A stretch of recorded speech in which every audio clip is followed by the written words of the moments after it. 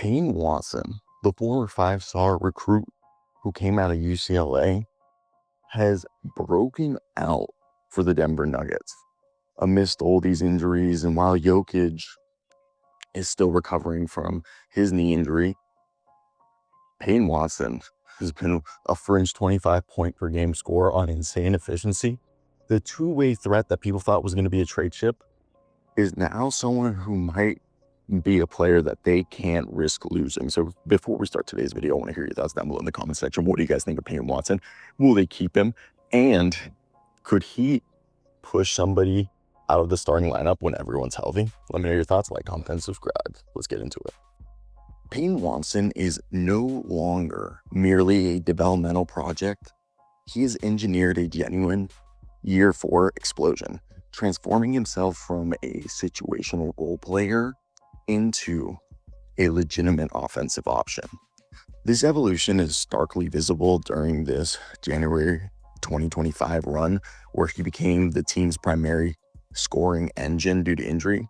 And I think if you look at the numbers, they illustrate a player who was able to scale his volume without sacrificing efficiency, which is huge when you're looking at players at the next level.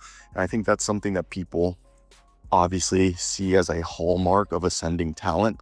While his season averages of about 14 points, 5 rebounds, and 41% from 3 are solid, his January run is something else. Almost 25 points per game, about 7 rebounds, 48.6% from 3 on 17 field goal attempts a night. That's all-star level production.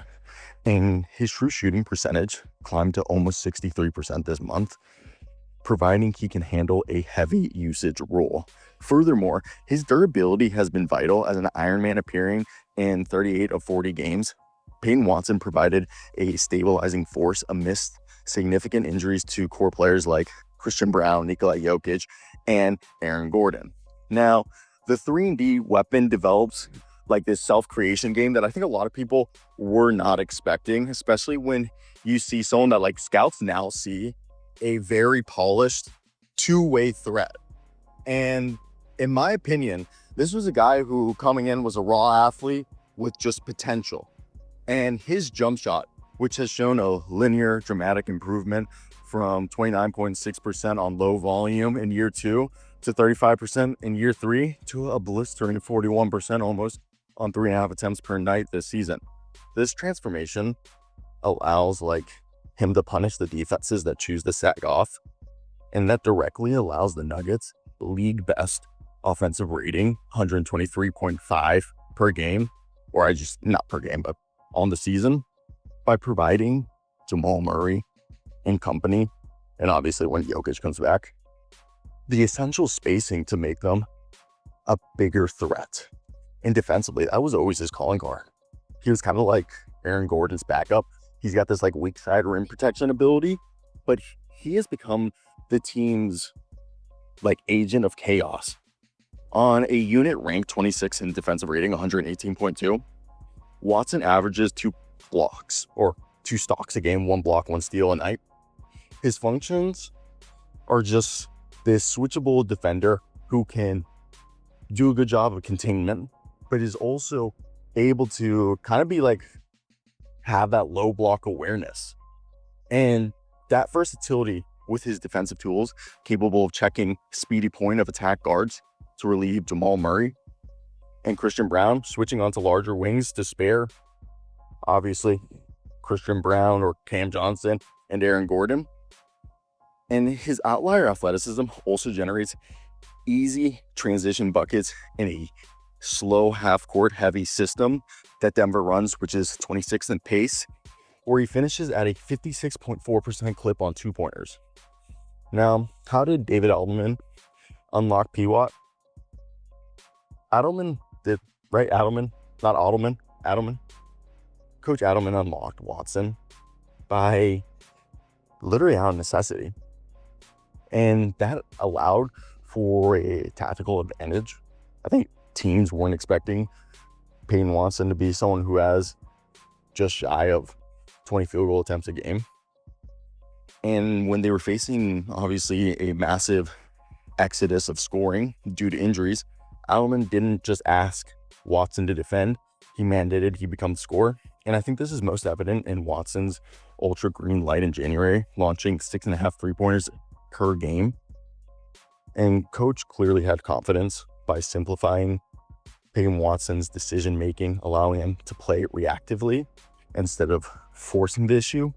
And Adelman also deployed him as the primary wing stopper at the same time, which he's already being the primary wing stopper and using that 6'8" frame with a 7-foot wingspan to preserve the other player's energy, especially with, Christian Braun and Aaron Gordon coming back and needing to get back up into basketball space.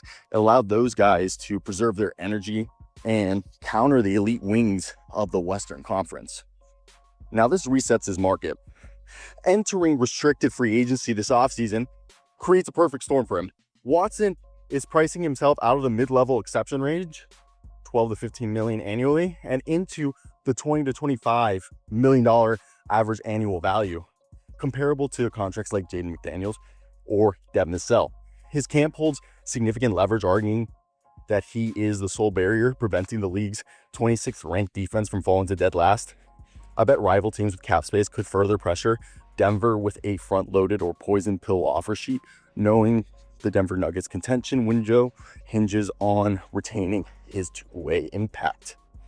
Now, when a fully healthy roster does return, integrating all the pieces is challenging for Coach Adelman, but Watson's two-way production renders him undroppable. The Nuggets possess a glute of wings and forwards: Peyton Watson, Aaron Gordon, Cam Johnson, Christian Braun, Bruce Brown, Spencer Jones, and Tim Hardaway Jr., and Julian Strawther.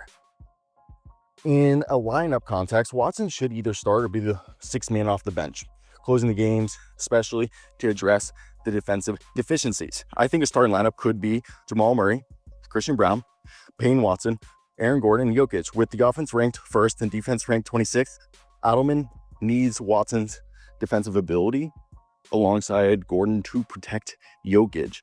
And this would shift Cam Johnson into that six-man role, unless you wanted Cam to really stay in the starting lineup due to his salary. But this would then squeeze guys like Spencer Jones and Julian Strawther to fall out of the nightly rotation, as Watson would eat up their minutes.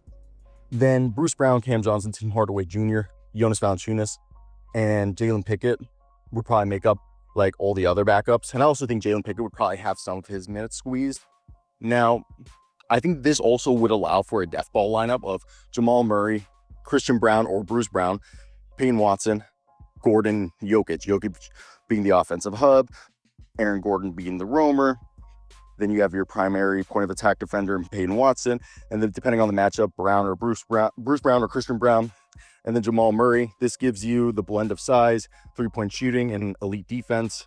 And the spacing concerns are addressed by Gordon and Brown, either Bruce or Christian being on the floor. And I think a lock for the main rotation of Jokić, Murray, Gordon, Watson, Johnson, Christian Braun, Bruce Brown, and Jonas Valanciunas, when all healthy, will be there, with the matchup dependent guys or fringe guys being Tim Hardaway Jr. when they need an offensive spark, Zeke Nnaji if they need a big Jones for shooting, or Julian Strawther.